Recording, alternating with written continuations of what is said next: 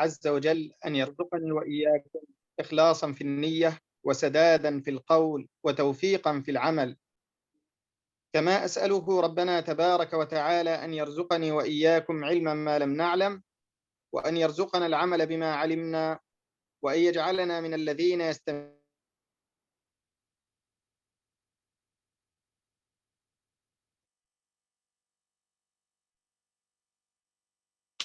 ماشي.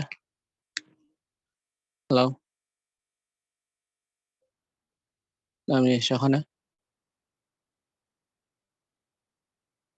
هل الصوت واضح؟ تقطع صوتي يا شيخنا.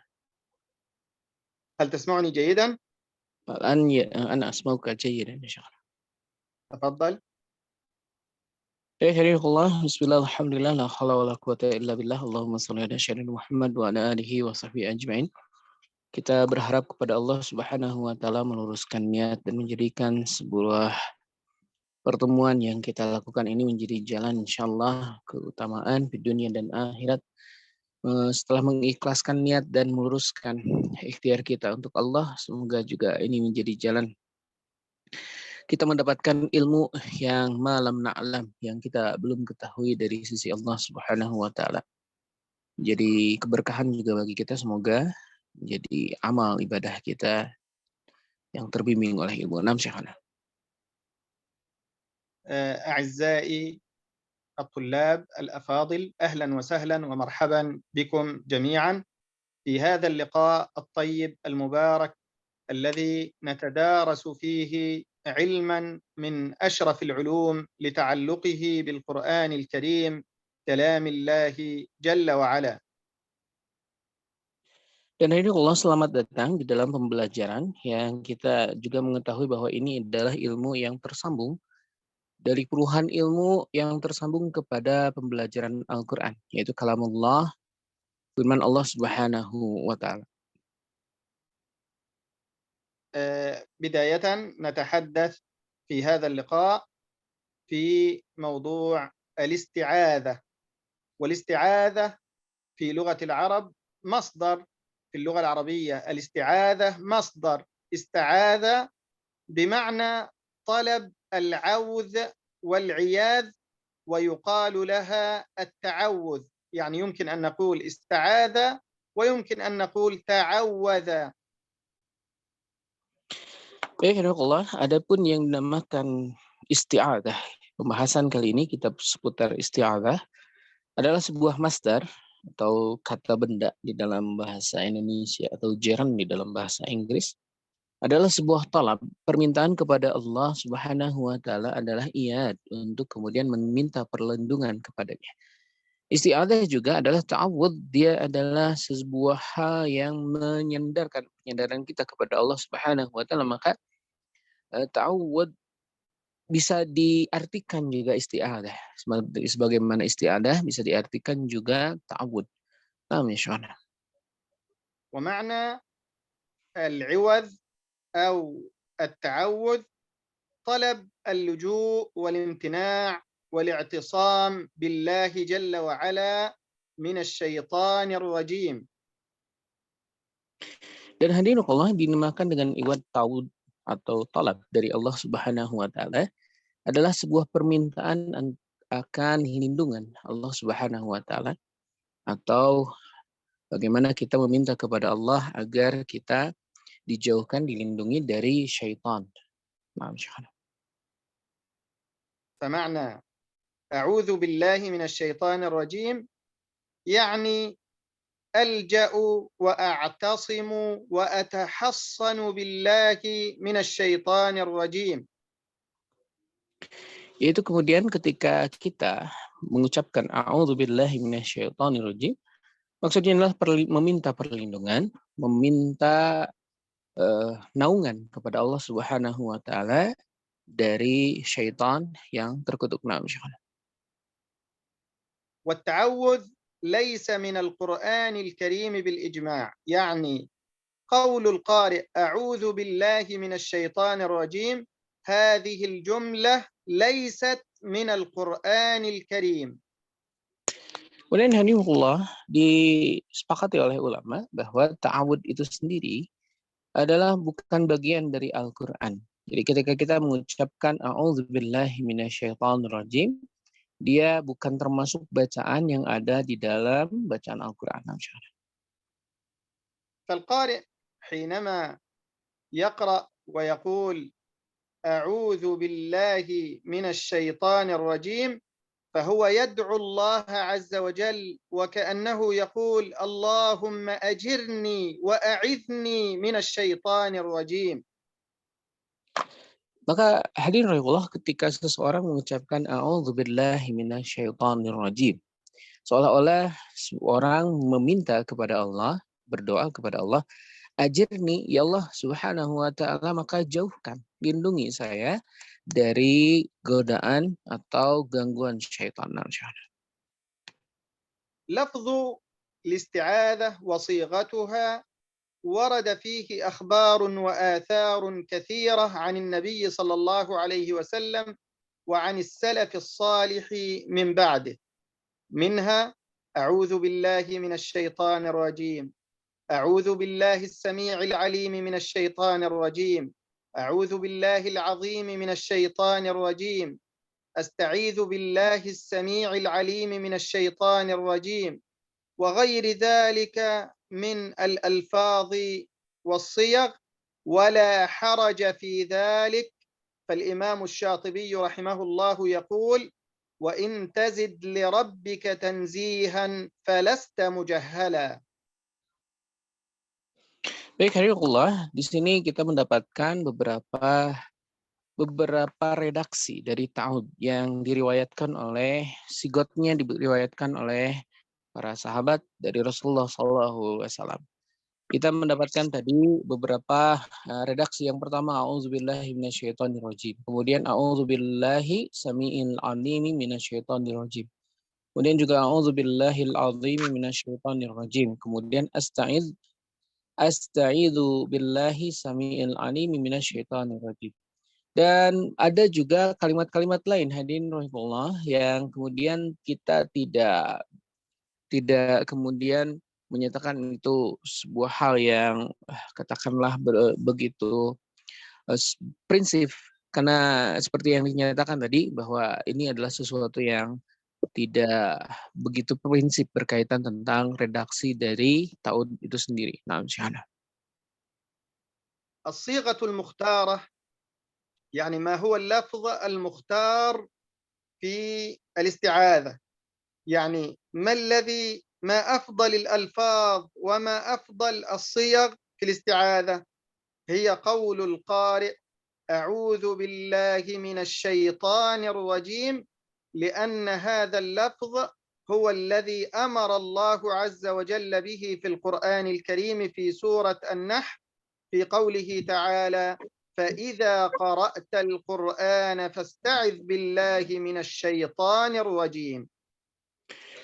Dan kemudian hadirinullah, kalimat yang terpilih al-mukhtar dari semua redaksi yang ada yang disampaikan oleh Syekh tadi adalah kalimat a'udzubillahi minasyaitonirrajim. Kenapa demikian? Karena kalimat ini yang tercantum di dalam Al-Qur'an, sebagaimana Allah Subhanahu wa taala berfirman, dan ketika kita kemudian membaca Al-Qur'an, fasta'id billahi minasyaitonirrajim, maka fasta'id, beristi'adzahlah kepada Allah Subhanahu wa taala minasyaitonirrajim. Dengan kalimat inilah kemudian ulama bersepakat bahwa kalimah al-mukhtar, bahwa kata yang terpilih dari ta'awud yang dipilih oleh ulama adalah sesuai dengan apa yang disampaikan oleh Allah Subhanahu wa taala di dalam Al-Qur'an. Itu kalimatnya adalah a'udzubillahi minasyaitonirrajim. Nah, insyaallah. وفي السنة النبوية المطهرة روي عن جبير بن مطعم عن أبيه عن النبي صلى الله عليه وسلم أنه استعاذ قبل القراءة بهذا اللفظ، يعني قال أعوذ بالله من الشيطان الرجيم. فهذا اللفظ هو المأمور به في القرآن الكريم وفي السنة النبوية المطهرة. Dan hadirinullah, demikian pula kita mendapatkan dari hadis berkaitan riwayat tentang ta'ud, tentang isti'adah. Dikabarkan dari Jubair radhiyallahu an, bagaimana kemudian diriwayatkan tentang kalimat ini, dan beliau ketika berta'awudz kemudian meriwayatkan tentang kalimat a'udzubillahi minasyaitonirrajim. Maka ini menjadi sebuah penguat dari Allah berkaitan dalil tentang ta'awudz dengan kalimat tersebut, insyaallah. حكم التعوذ هو الندب عند الجمهور، يعني مستحب. قول القارئ عند الشروع في القراءة وعند بداية القراءة أعوذ بالله من الشيطان الرجيم، أو التعوذ بأي صيغة من الصيغ الواردة والمروية، حكمه مستحب عند جمهور الفقهاء والعلماء والقراء، وقال بعضهم يجب التعوذ. Kemudian Allah berkaitan tentang ta'awudz di dalam membaca Al-Quran, maka jumhur ulama ketika menyatakan tentang ta'awudz ini nadab, maka dia tergolong kepada mustahab, kepada sunnah. Sebagaimana kemudian ulama secara umuman, sebagian besar ulama menyatakan membaca di awal sebelum membaca Al-Quran sifatnya adalah nadab atau mustahab dengan seluruh sigoh atau dengan seluruh bentuk dari ta'awudz yang tadi disampaikan, mau memilih yang manapun sifatnya adalah nadab. Walaupun kemudian sebagian ulama menyatakan bahwa berta'awudz sebelum membaca Al-Quran dia dinyatakan wajib. Insyaallah.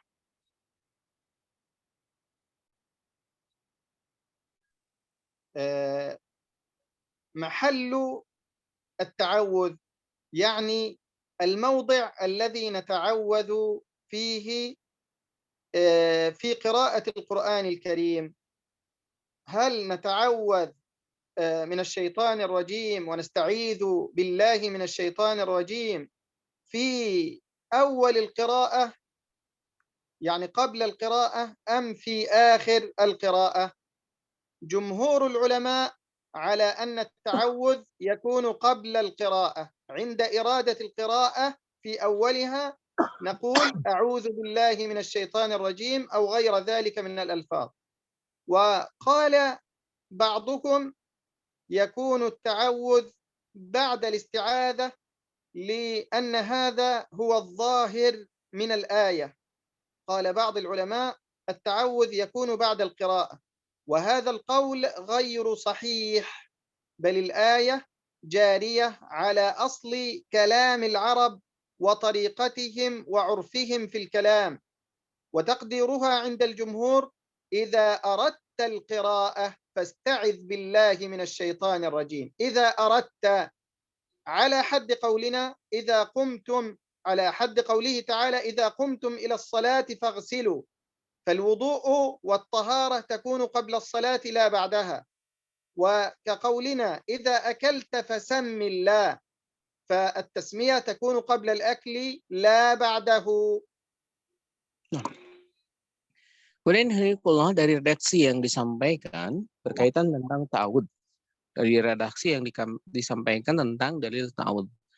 Maka kemudian ulama berkaitan tentang mahal atau tempat dari ta'awudz itu, maka ulama bersepakat bahwa ta'awudz atau membaca a'udzubillahi minasyaitonirrajim adalah sebelum membaca Al-Quran. Sebelum membaca Al-Quran atau di awal kita ketika akan membaca Al-Quran. Dan ada sebagian ulama yang menyatakan bahwa ta'awudz itu setelah membaca Al-Quran, dari redaksi yang mereka pahami ketika kalimat aroda. Maka kemudian Allah secara urf, secara kebiasaan orang Arab, kalimat ini dipahami salah. Maka ini adalah sebuah pendapat yang menurut ulama ini adalah pendapat yang salah. Sebagaimana kemudian kita idza kumtum ila shalah, kalimat idza menunjukkan bukan setelah tapi sebelum. Sebagaimana kita ketika akan melaksanakan sholat, kalimat idza kumtum ila shalah itu diartikan sebagai orang yang wudhu sebelum sholat, sama seperti ta'awudz ini.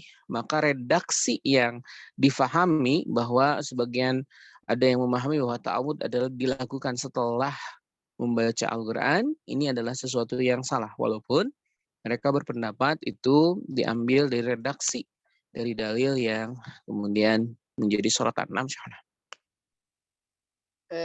الجهر بالتعوذ يعني الإعلان، قراءة الاستعاذة بصوت مرتفع، بصوت جهور يسمعه من إلى جوارك.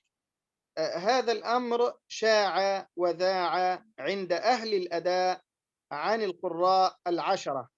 وروى إسحاق المسيبي عن نافع إخفاء التعوذ، يعني الإصرار بالتعوذ في جميع قراءة القرآن الكريم. dan ini Allah al-jahr bihi atau mengucapkan ta'awud dengan terdengar adalah ahli Qur'an asyrah, maka tidak kemudian dijadikan sebuah pedoman, tidak dijadikan sebuah hal yang dilakukan. Sebagaimana kemudian diriwayatkan dari Ishaq Musibi an-Nafi' bahwa yang dinamakan dengan bertawud itu ikhfa, israr, atau dengan tidak menjaharkannya atau dengan dipelankan atau tidak terdengar. Dan di Jami'ul Quran, di seluruh pembacaan Al-Quran. Dan dinyatakan sekali lagi pendapat ini bahwa membaca ta'awud itu sifatnya adalah sir. رواية إسحاق المسيبي عن نافع من الروايات الشاذة التي لا يقرأ بها. الروايات المتواترة عن نافع هي رواية قالون عن نافع وورش عن نافع، فالذي عليه العمل هو الجهر بالاستعاذة، إلا إذا كان القارئ يقرأ في الصلاة أو يقرأ منفردا فله أن يسر بالاستعاذة والبسملة. Dan kemudian Hadikullah tadi yang meriwayatkan tentang jaharnya bacaan itu adalah riwayat syaddah, tidak dipraktekkan di dalam pembacaan Al-Quran. Kita mengetahui bahwa dia bukan riwayat yang mutawatir yang dijadikan panduan bagi kita karena dia syadz, tertolak. Maka yang menjadi panduan kita adalah riwayat-riwayat yang kemudian Nafi' dan selainnya yang kemudian kita jadikan panduan. Bagaimana membacanya secara sir, bukan jahar. Naam syahana.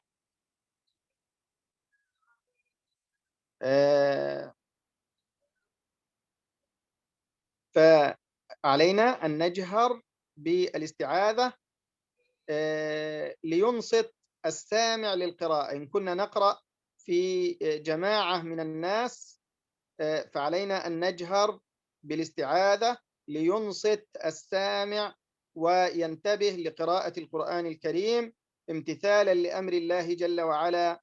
فإذا قرئ القرآن فاستمعوا له وأنصتوا لعلكم ترحمون. Maka kemudian hadirin Allah, tujuan isti'adzah untuk dijaharkan pada akhirnya adalah untuk memberikan sebuah penekanan, akhirnya mengambil perhatian manusia, yunsit, agar mereka terdiam atau mereka mendengarkan apa yang dibacakan oleh seorang qari, oleh seorang pembaca Al-Quran. Dan hadirinullah, sebagaimana kemudian Allah Subhanahu wa taala berfirman di dalam Al-Quran, bagaimana ketika wa idza quri'al Quran, maka kemudian ketika dibaca Al-Quran itu fastami', maka dengarkanlah. Maksud kalimat ta'udz di situ untuk menjadikan perhatian ketika dibaca di depan jamaah agar manusia kemudian terfokus pikirannya, terfokus tujuannya kepada sang qari, dan mereka terdiam untuk mendengarkan. Naam syaikhana. إذن الجهر بالاستعاذة يعني إعلان الاستعاذة ورفع الصوت بها هو المشهور المعمول به لجميع القراء. Dan kemudian isti'adah yang jahar hadirin Allah dengan menaikkan suara, dan kemudian ini adalah sesuatu yang masyhur di antara para qari, di antara orang-orang yang membaca Al-Quran. ودرسنا في التجويد أن الاستعاذة والبسملة لهما أحوال من حيث الجهر والإسرار.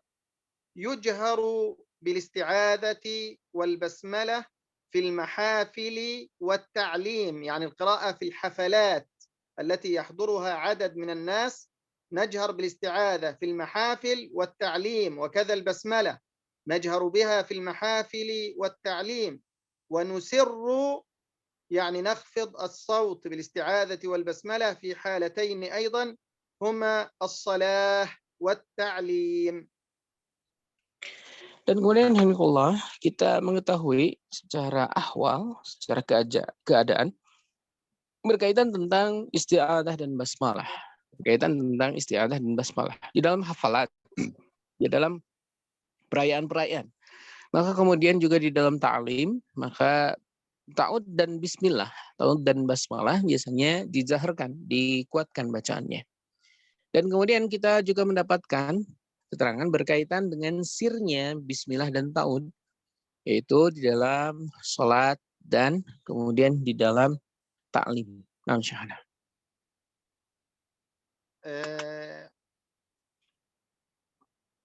بعد ذلك نتكلم في أحوال أو وجوه الاستعاذة والبسملة وأول السورة.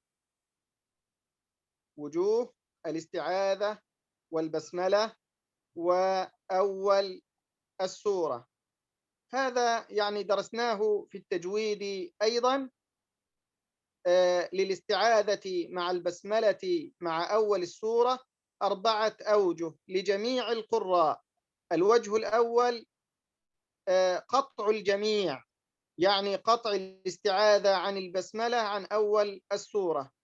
الوجه الثاني قطع الاستعاذة ووصل البسملة بأول السورة.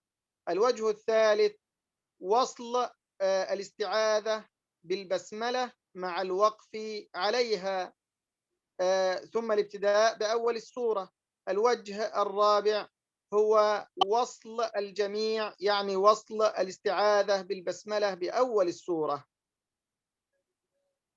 Alhamdulillah, kemudian berkaitan tentang wasl dan qata' dalam pembacaan basmalah dan ta'ud. Kita mengetahui ada basmalah ini di 4 keadaan. Yang pertama adalah qat'ul jami'. Yang pertama adalah memutus seluruhnya. Seluruh pembacaan diputus. Yang kedua adalah kemudian qata' dan kemudian memutus dan wasal basmalah dengan mewasalkan basmalah. Kemudian wasal, kemudian isti'adah, kemudian bersambung kepada wajah menyambungkan basmalah. Kemudian diputus di tengah sebelum kemudian membaca basmalah yang tersambung dengan awal surat. Yang keempat adalah wasal jami', yaitu membaca seluruhnya dalam keadaan tersambung, diwasalkan seluruhnya dari ta'ud, kemudian basmalah dan awal surat. إن عرض للقارئ ما قطع قراءته فإن كان أمرا اضطراريا ضروريا كسعال أو كلام يتعلق بالقراءة، يعني كأن يكون في مجلس تعليم ويتناقش مع شيخه في أمور تتعلق بقراءة القرآن الكريم وتعليم القرآن والتجويد، فلا يعيد التعوذ. قطع القراءة لأمر طارئ أو لنقاش علمي لا يلزمه ولا يجب عليه أن يعيد التعوذ. أما إن كان قطع القراءة لأمر أجنبي عن القراءة ولو لرد السلام فعليه أن يعيد الاستعاذة. Dan hadirinullah, kemudian ketika dalam keadaan memutus qiraah, maksud memutus qiraah dalam keadaan darurat, misal batuk atau terputusnya kalimat dikarenakan ada diskusi antara sang pemateri dengan murid, atau ada hal yang berkaitan tentang pembelajaran tajwid misalnya, atau pembelajaran pembacaan Al-Quran, maka tidak usah diulang isti'adahnya. Tidak usah diulang isti'adahnya. Ataupun kemudian hadirin Allah disampaikan oleh Syekh ketika qata' ajnabi, maksudnya adalah terputusnya dikarenakan sesuatu yang bukan alasan tadi. Di luar alasan yang tadi. Misalnya dia berbicara dengan orang lain atau melakukan sesuatu di luar konteks pembelajaran atau di luar konteks dalam membaca Al-Quran, maka dia kemudian dikembalikan untuk membaca kembali ta'ud. Naam Syekhana. بعد ذلك نتحدث في البسملة. والبسملة في لغة العرب مصدر بسملة، مصدر بسملة. إذا قال بسم الله أو إذا كتبها فهي بمعنى القول أو الكتابة، ثم صار حقيقة عرفية، يعني شيء متعارف عليه في لفظ بسم الله الرحمن الرحيم. حينما نقول بسمل يا فلان يعني قل بسم الله الرحمن الرحيم. Maka hadirin Allah, kita berbicara tentang basmalah. Adapun basmalah hadirin Allah, dia adalah sebuah masdar, sebuah kata benda yang terjadi ketika kita menjadikan istilah bismillah dalam bacaan atau dalam tulisan. Maka kemudian hadirin Allah, kalimat basmalah ini adalah sebuah konteks yang mengarah kepada ucapan Bismillahirrahmanirrahim. Maka ketika kita misal mengucapkan Basmil ya fulan, maka maksudnya adalah ucapkan Bismillahirrahmanirrahim. Naam Syekh. وبسملة من باب النحت. هناك باب في اللغة العربية معروف اسمه النحت، والنحت معناه أن يختصر من كلمتين أو أكثر كلمة واحدة، تختصر 3 كلمات أو كلمتين أو 4 كلمات في كلمة واحدة بقصد الإيجاز في الكلام. فمثلا نقول حوقل إذا قال لا حول ولا قوة إلا بالله، وهلل إذا قال لا إله إلا الله، وحمدل إذا قال الحمد لله، وحي على إذا قال حي على الصلاة أو حي على الفلاح. فكذلك بسملة إذا قال بسم الله الرحمن الرحيم. Maka hadirin Allah, basmalah adalah bagian dari nahat. Basmalah adalah bagian dari nahat. Apa itu nahat? Nahat adalah singkatan ketika seseorang di dalam bahasa Arab mengucapkan sesuatu yang panjang, lebih dari 2 kata, lebih dari 3 kata, lebih dari 4 kata, untuk menyingkatnya menjadi sebuah kata. Maka ini yang dinamakan dengan nahat. Nahat misalnya hauqalah. Hauqalah adalah sebuah nahat atau singkatan dari la haula wala quwata illa billah. Atau halala adalah singkatan dari la ilaha illallah. Atau hamdalah adalah singkatan dari alhamdulillahi rabbil alamin. Hayya ala adalah singkatan dari hayya ala salah atau hayya ala falah.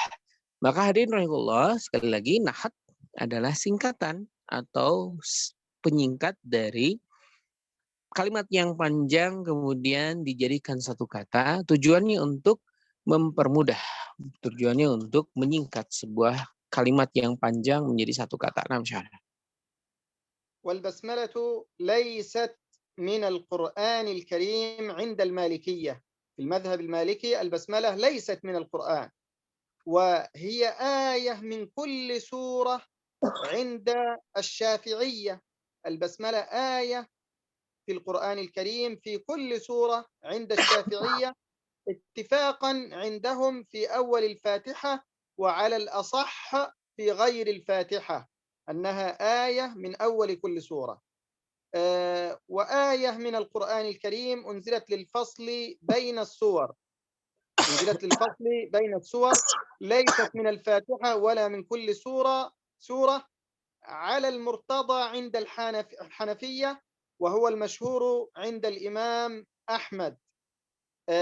أعيد هذا الكلام مرة ثانية، البسملة ليست من القرآن عند المالكية، المذهب المالكي يرى أن البسملة ليست من القرآن الكريم، والشافعية يرون أن البسملة آية من الفاتحة ومن كل سورة ذكرت ووردت في أولها. أما عند الأحناف والمشهور من مذهب الإمام أحمد رحمه الله أن البسملة آية من القرآن الكريم، أنزلت للفصل بين السور، ليست من الفاتحة ولا من كل سورة ذكرت في أولها، وإنما هي نزلت للفصل بين السور. Baik, hadirinullah, kita mendapatkan beberapa pendapat tentang basmalah. Bahwa basmalah, hadirinullah, menurut Maliki, basmalah menurut Maliki adalah bukan bagian dari surat, bukan bagian dari Al-Quran. Bukan bagian dari Al-Quran.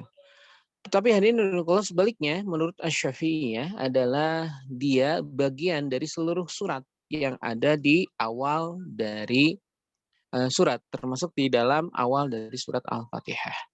Kemudian dari Imam Ahmad hadirinullah dan Ahnaf dinyatakan bahwa Al-Basmalah ini adalah ayat yang bukan dari bagian Quran yang manapun, dia adalah diturunkan oleh Allah Subhanahu wa taala sebagai fasal, sebagai pemisah antar surat. Dan Allah Subhanahu wa taala jadikan basmalah ini sebagai ayat tersendiri yang diperuntukkan untuk memisah antara satu surat dengan surat yang lainnya. Nah, insyaallah. اختلف القراء في إثبات البسملة بين سور القرآن الكريم. لا خلاف بين القراء في إثبات البسملة بعد الاستعاذة في أول القراءة، هذا شيء متفق عليه عند القراء، فجميع القراء في أول القراءة يستعيذون بالله من الشيطان الرجيم ويبسملون إلا في أول سورة التوبة، وفي غيرها يبسمل جميع القراء ثم يبدأون القراءة، هذا متفق عليه ولا خلاف فيه. أما الخلاف فهو في البسملة بين السورتين، من القراء من يبسمل بين السورتين، ومنهم من يسكت سكتة لطيفة بدون تنفس من غير بسملة، ومنهم من يصل السورة بالسورة التي بعدها، يعني الإمام حمزة يصل كل سورة بالسورة التي بعدها من غير بسملة، فالقرآن عنده كالسورة الواحدة، عند حمزة القرآن كله كالسورة الواحدة.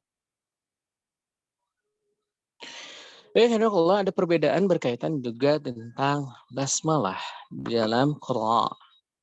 Pertama, hadirinullah, di dalam Qur'an di sini dinyatakan bahwa di dalam pembacaan basmalah tidak ada perbedaan berkaitan tentang bahwa basmalah dibaca setelah isti'adzah. Tidak ada perbedaan di antara ulama bahwa basmalah dibaca setelah isti'adzah. Adapun hadirinullah, ada qira yang kemudian membaca basmalah di dalam setiap surat. Ada ulama yang menyatakan bahwa basmalah ini dibaca di awal setiap surat, illa surat At-Taubah, kecuali surat At-Taubah. Dia langsung dibaca, kemudian membacanya. Adapun perbedaan hadirinullah yang menjadi sorotan adalah bagaimana ketika mengucapkan basmalah di antara dua surat. Ada sebagian ulama qari yang dia membaca basmalah, dan ada yang sukut. Dia hanya saktah tanpa bernapas ketika mendapatkan peralihan dari dua surat. Beliau kemudian berhenti sebelum membaca surat yang selanjutnya. Illa Hamzah, kecuali qiraah yang dinyatakan oleh qari pendapatnya Hamzah, maka beliau membaca surat dengan surat tanpa ada jeda dengan cara mewasalkannya. Dan menurut pendapat Hamzah bahwa seluruh Al-Quran ka'annahu, bahwa seluruh Al-Quran itu seolah-olah bagi beliau adalah satu surat yang utuh, tidak ada pemisah satu sama lainnya. Jadi di dalam qiraah Hamzah bahwa seluruh Al-Quran itu tidak ada pemisah, sehingga seolah-olah satu Quran itu Di dalam riwayat Hamzah ini adalah satu surat. Nah, misalnya. لماذا اختلف القراء في البسملة بين السورتين؟ فمنهم من أثبتها ومنهم من حذفها. ما سبب هذا الخلاف؟ ما توجيه هذا الخلاف؟ سبب هذا الخلاف أن القرآن الكريم نزل على 7 أحرف، ونزل مرات متكررة، وكان سيدنا جبريل عليه السلام يعارض النبي صلى الله عليه وسلم بالقرآن، ويراجع مع النبي صلى الله عليه وسلم القرآن في شهر رمضان في كل سنة.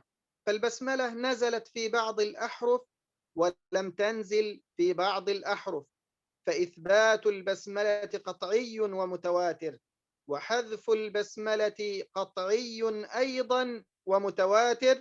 فكل من تلقى من النبي صلى الله عليه وسلم قرأ كما علمه رسول الله صلى الله عليه وسلم. فهناك من أقرأه النبي صلى الله عليه وسلم بالبسملة بين كل سورتين، ومن الصحابة من أقرأه النبي صلى الله عليه وسلم بالسكت، سكتة لطيفة بدون تنفس بين كل سورتين من غير بسملة، ومنهم من أقرأه النبي صلى الله عليه وسلم بوصل السورة بالسورة، وصل السورة بالسورة من غير بسملة. فكل قرأ كما تعلم من النبي صلى الله عليه وسلم. Baik, Allah, kenapa terjadi perbedaan berkaitan pembacaan basmalah di antara dua surat? Maka hadirin Allah, apa kemudian tujuan dan bagaimana terjadi khilaf tersebut? Maka kemudian hadirin Allah, seperti kita ketahui bahwa Quran diturunkan ala sab'ati ahruf, bahwa Quran diturunkan dengan 7 huruf. Maksud dari kalimat ini hadirin Allah, bagaimana kemudian Al-Quran ini distorkan berulang-ulang. Distorkan, ditalakikan berulang-ulang kepada Jibril alaihi salam. Murajaahnya Nabi Muhammad SAW di bulan Ramadan.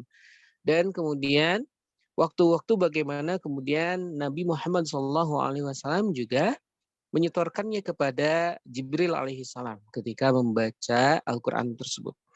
Maka qata' ketika memutus bacaan Al-Quran, maka dia adalah mutawatir. Kemudian juga dengan membaca Al-Quran bersaktah, yaitu ketika kita membaca Al-Quran di antara pemisah surat dengan surat, kemudian berhenti tanpa min ghairi tanafus, tanpa kemudian bernapas. Ini juga mutawatir. Demikian juga dengan mewasalkan atau menyambung dari bacaan satu surat kepada surat yang lainnya, ini juga mutawatir. Karena seluruhnya, beliau menegaskan, seluruh hal yang disampaikan kepada para qari dari riwayat yang didapatkan dari Nabi Muhammad SAW seluruhnya mutawatir, sebagaimana Nabi Muhammad SAW membacanya dan mendapatkannya dari Jibril alaihissalam. أحكام الكلمات القرآنية المختلف فيها بين القراء. القرآن الكريم عدد سور القرآن 114 سورة، 114 سورة. اختلف القراء في بعض الكلمات في القرآن الكريم، وكل متلقى من عند الله جل وعلا، وكل القراءات المتواترة نزلت على النبي صلى الله عليه وسلم فهي قرآن. وهذا الخلاف القرائي ينقسم إلى قسمين. Dan kemudian berkaitan tentang perbedaan hadirin Allah ayat-ayat yang ada di dalam Al-Quran. Kita mengetahui bahwa suratnya tidak berbeda, seluruhnya ada 114 surat. Akan tetapi ada perbedaan kalimat atau kata-kata di dalam Al-Quran yang sampai dari Allah Subhanahu wa taala kepada baginda besar Muhammad SAW. Dan seluruhnya hadirin rahimahullah adalah mutawatir. Dan sebagaimana kemudian kita mengetahui datang dari Nabi Muhammad SAW. Adapun hal yang disampaikan oleh Syekh tadi, ada dua hal yang kemudian berkaitan tentang hal ini, berkaitan tentang perbedaan tersebut.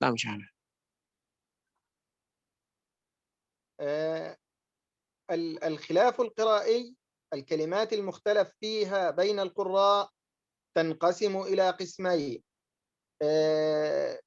كلمات الخلاف فيها مضطرد يعني متكرر، وكلمات الخلاف فيها منفرد. فالكلمات التي اختلف فيها القراء اختلافا مضطردا يعني يتكرر في كل القرآن، يعني هو حكم كلي جار في كل ما تحقق فيه الشرط كالمد والقصر والإظهار والإدغام والفتح والإمالة وغير ذلك. يسمى هذا النوع من الخلاف الأصول، أصول القراءات، يسمى أصول القراءات.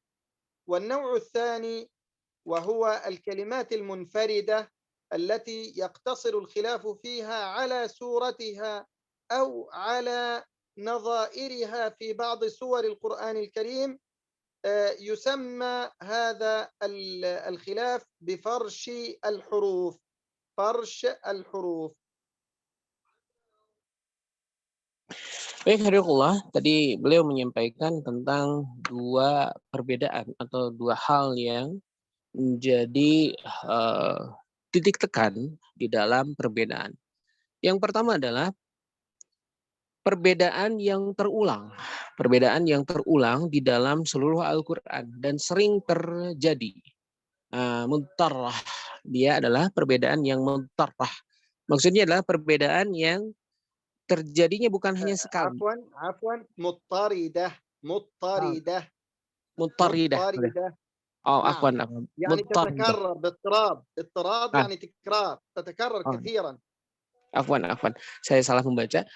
Itu yang pertama adalah muttaridah adalah kesalahan yang muttaridah, adalah kesalahan yang muttaridah, maksudnya adalah kesalahan bukan kesalahan, adalah perbedaan yang terulang-ulang di dalam Al-Qur'an, hukum yang terulang-ulang di dalam Al-Qur'an. Contohnya adalah ketika kita mengetahui perbedaan berkaitan tentang mad. Berkaitan tentang mad, kemudian izhar, kemudian imalah, kemudian hamzah, kemudian izhar, kemudian idgham. Nah, hadirin Allah, maka pengulangan-pengulangan yang perbedaan-perbedaan yang terulang ini dinamakan dengan usul, dinamakan dengan usul qiraah. Sekali lagi, perbedaan yang terulangnya sering, perbedaannya yang terulangnya lebih dari satu kali. Di dalam Al-Quran, seperti mad, kemudian kemudian hal-hal sebagainya berkaitan izhar, kemudian imalah, dan lain sebagainya dinamakan dengan usul. Adapun ada yang munfaridah, ada juga yang munfaridah. Maksudnya adalah perbedaan yang sifatnya tidak terulang, sekali-sekali saja terdapat di dalam Al-Quran. Khilaf, perbedaan yang sifatnya khilaf. Maka dia dinamakan dengan farsh, huruf dinamakan dengan farshi, yaitu perbedaan yang farshi. Jadi ada dua istilah. Yang pertama usul, itu perbedaan yang terulangnya sering, perbedaan yang terulangnya sering. Adapun yang perbedaannya munfaridah atau perbedaan yang tidak terulang dinamakan dengan farsh, huruf. Nah, misalnya. لذلك نجد كتب القراءات تنقسم إلى قسمين. كتب القراءات تنقسم إلى قسمين. الكتاب الواحد ينقسم في الغالب إلى قسمين. الأول قسم أصول القراءات أو قسم الأصول، والقسم الثاني هو قسم فرش الحروف. Maka kemudian hari Allah berkaitan tentang ini, maka kitab-kitab terbagi menjadi dua. Kitab di dalam pembahasan ini terbagi menjadi dua. Secara umumnya atau kebanyakan kitab ini terbagi menjadi dua dalam pembahasan. Yang pertama adalah membahas tentang usul, yang kedua tentang farshul huruf. Yang pertama membahas tentang usul, seperti yang tadi disampaikan, yang dinamakan usul itu adalah perbedaan yang terulangnya banyak, dan juga farsh, yaitu perbedaan yang tidak terulang. Nah, insyaallah. فالأصول جمع أصل. الأصول جمع أصل، والأصل في لغة العرب معناه ما يبنى عليه غيره، ما يبنى عليه غيره، كالأساس للبيت مثلا. أصل البيت وأصل الشجرة مثلا هو الجزء الأسفل من الشجرة تبنى عليه الشجرة، وكذلك أساس البيت أصل البيت يبنى عليه البيت ويقام، فهو الأساس. وفي اصطلاح القراء عبارة عن الحكم المضطرد، الحكم الذي يتكرر، الحكم الكلي الجاري في كل ما تحقق فيه شرطه.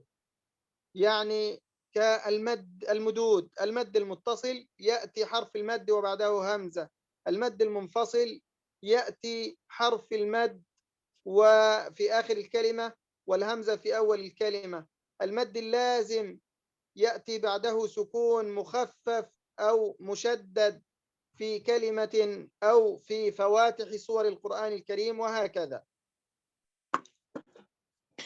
Baik, Allah, maka kita mendapatkan sebuah sebuah kaidah berkaitan tentang usul. Apa itu usul? Usul di dalam bahasa Arab berasal dari kata asal. Jadi jamak dari asal, asal yang banyak, maksudnya adalah pondasi, maksudnya adalah akarnya, maksudnya adalah bagian terbawah dari sebuah rumah, pondasi, atau kalau di dalam pohon itu bagian akarnya yang menjadi penopang dari pohon tersebut, maka dia dinamakan sebagai asal atau dinamakan sebagai pondasi.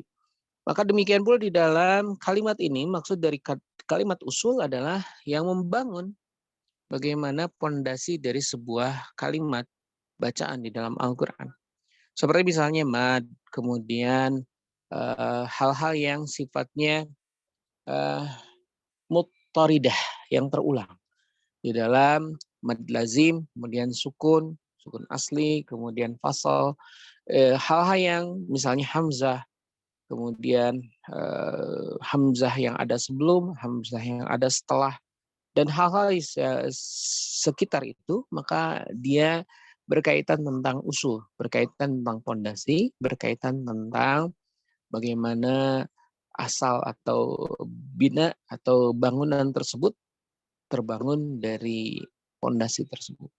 Hal yang paling, pondasi yang paling bawah, paling standar di bawah. Nah, الأصول التي تكون في اختلاف القراءات 37 أصلا، وهي الإظهار والإدغام والإقلاب والإخفاء والصلة والمد والتوسط والقصر والإشباع والتحقيق والتسهيل والإبدال بنوعيه والإسقاط يعني حذف الهمزة، والنقل يعني نقل حركة الهمزة إلى الساكن قبلها وحذف الهمزة كقراءة ورش عن نافع منامنا قد أفلح، والتخفيف والفتح والإمالة والتقليل الذي بين الفتح والإمالة متوسط، درجة متوسطة بين الفتح والإمالة يسمى تقليل أو بين أو بين اللفظين، والترقيق والتفخيم والتغليظ والاختلاس والإخفاء والتتميم والتشديد والتثقيل والوقف والسكت والقطع والإسكان والروم والإشمام والحذف وياءات الإضافة وياءات الزوائد. Baik, Allah, di sini disebutkan tentang 37 hal yang menjadi ikhtilaf, perbedaan di dalam pembacaan.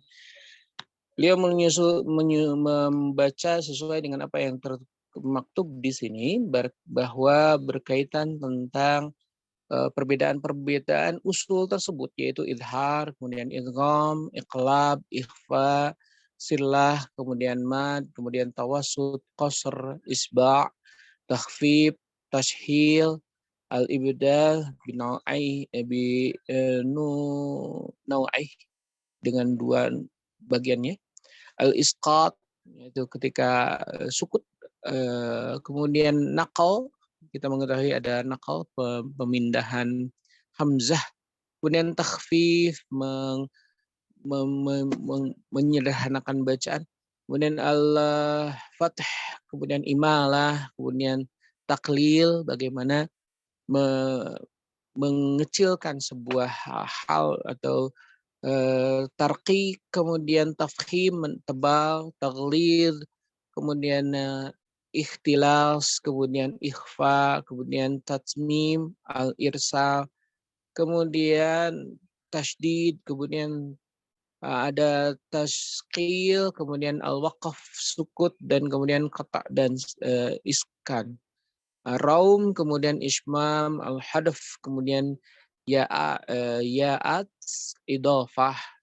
Ini hari ini kalau adalah huruf yang dinyatakan oleh Syekh sebagai perbedaan-perbedaan yang ada di dalam usul, yaitu perbedaan-perbedaan yang terulang di dalam Al-Quran, sering terjadi. Nah, Syekh.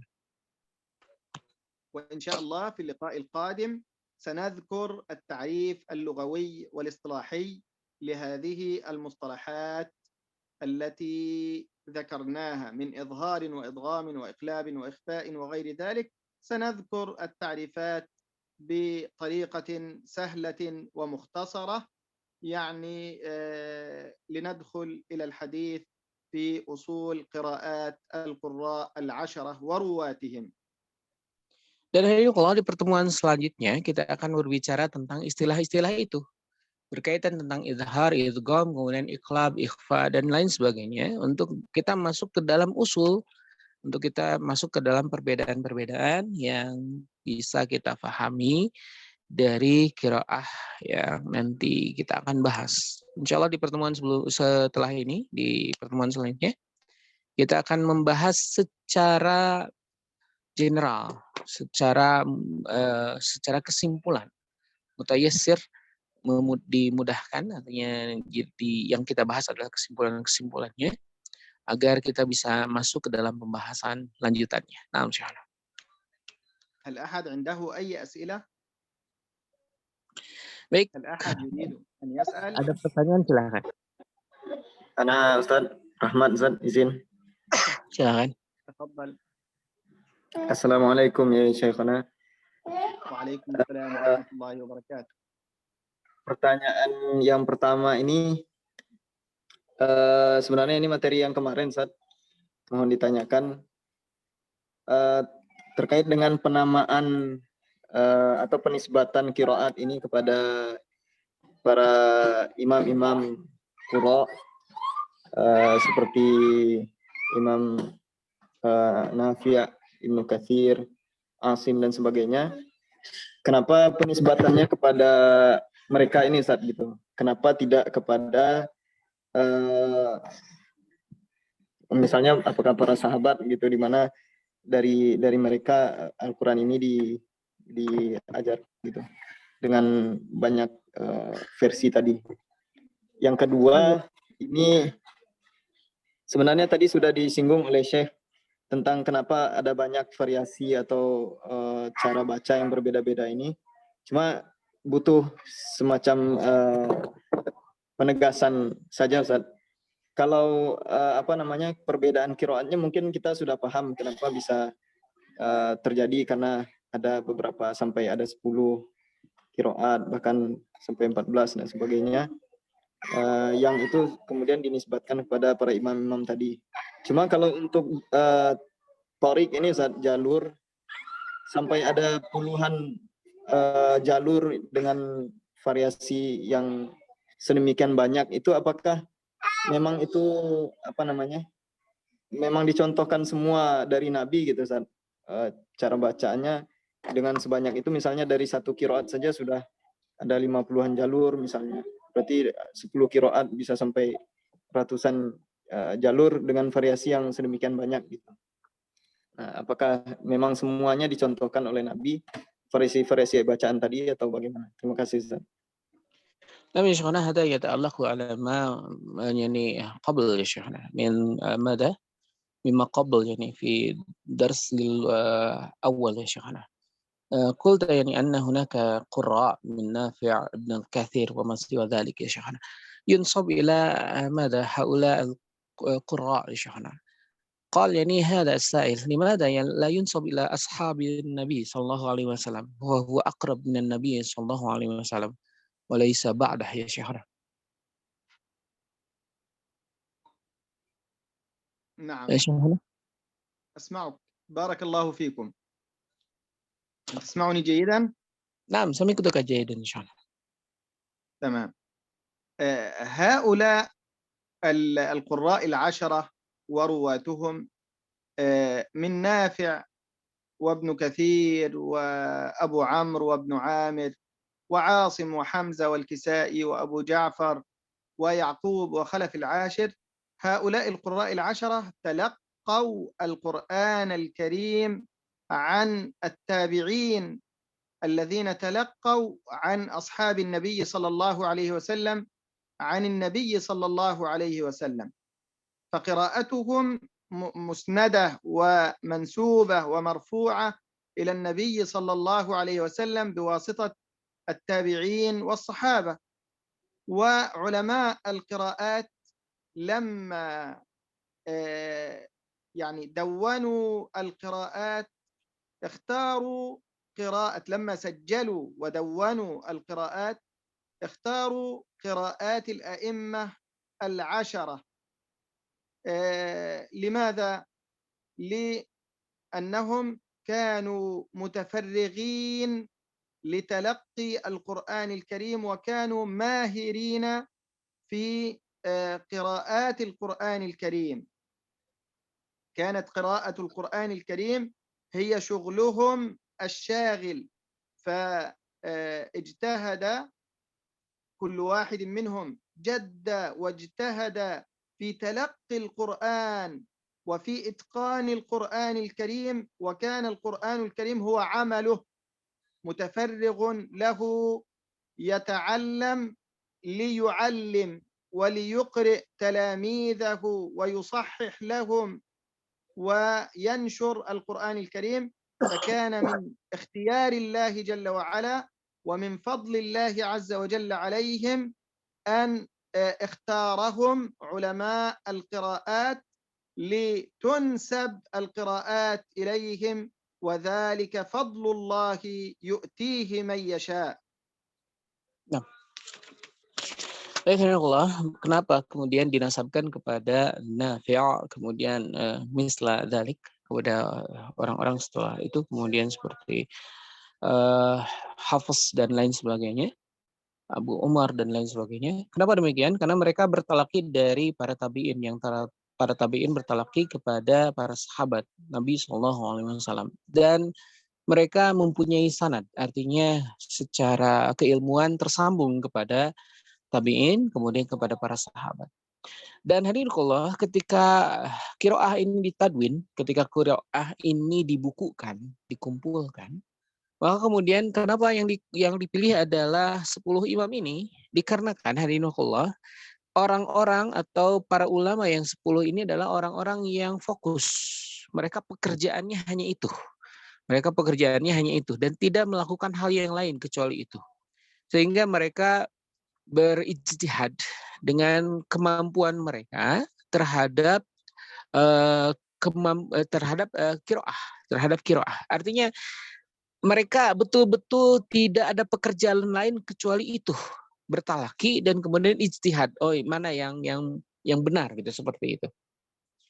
Sehingga dikarenakan amal mereka atau kesungguhan mereka ini, karena keijtihadan mereka ini juga menjadi sebuah fadlullah, menjadi sebuah keutamaan yang Allah Subhanahu wa taala berikan.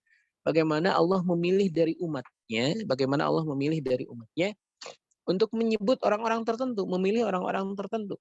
Sehingga dinasabkan kepada mereka 10 imam ini. Kenapa demikian? Karena Allah saja yang menakdirkan, walaupun kemudian pada gilirannya tadi ikhtiarnya, mereka lah yang fokus di dalam mentadwin atau mengumpulkan. Jadi atas jasa 10 orang inilah kemudian qiraah terkumpul.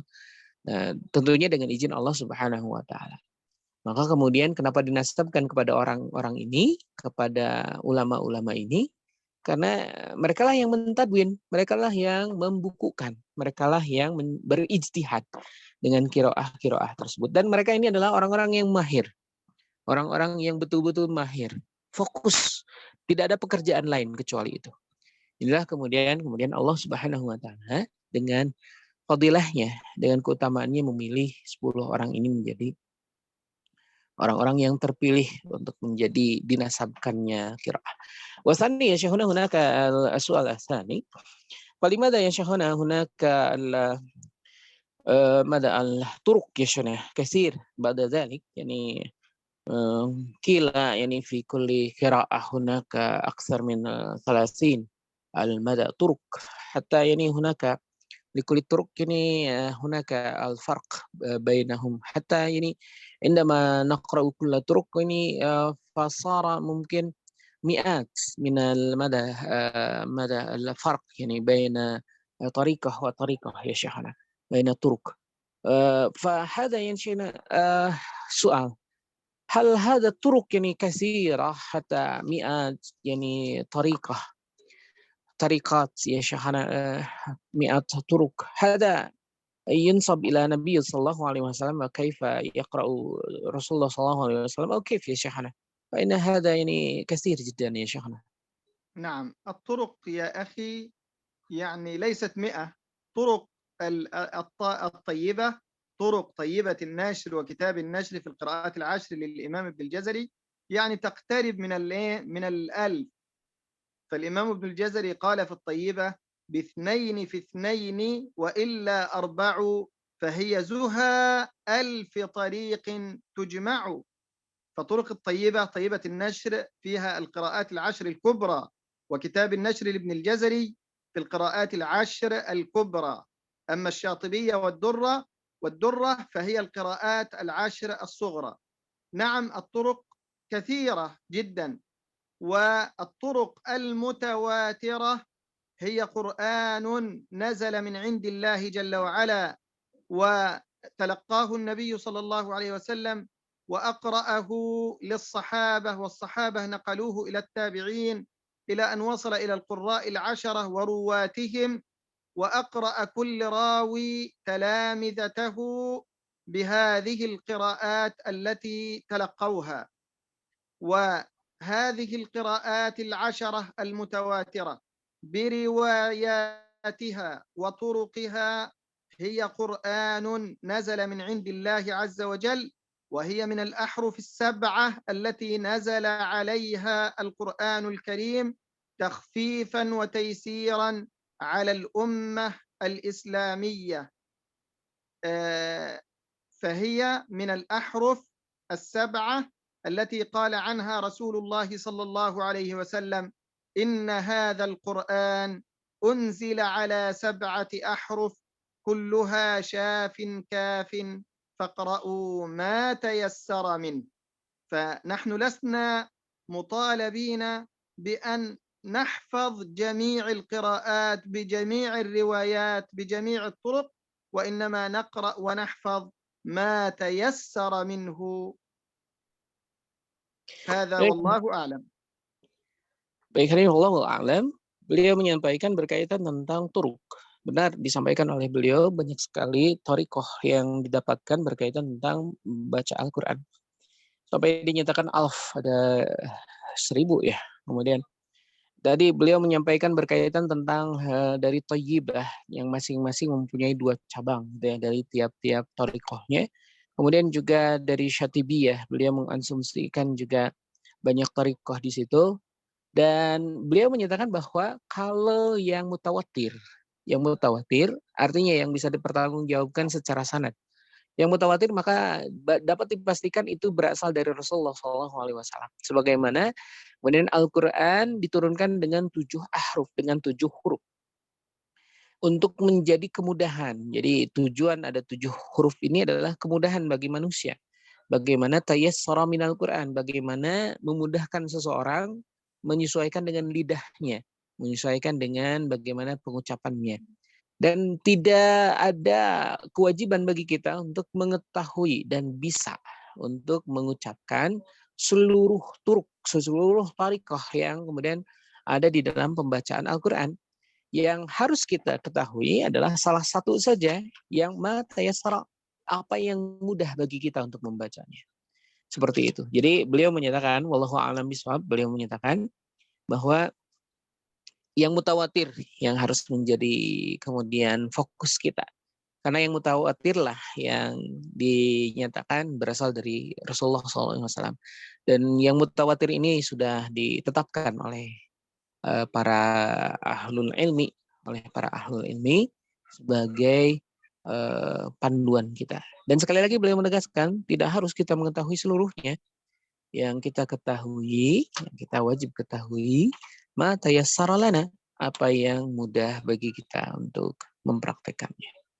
Nah, ada pertanyaan lain atau nampaknya waktu bergulir hadirin Allah. Kalau tidak ada pertanyaan kita akan.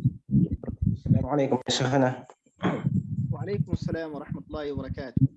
السؤال يعني حول الاستعاذة والبسملة. كيف نقرأ عند أئمة القراء الاستعاذة والبسملة في غير أول سورة؟ نقرأ الاستعاذة مع البسملة أو الاستعاذة فقط؟ بارك الله فيكم. بارك الله فيكم.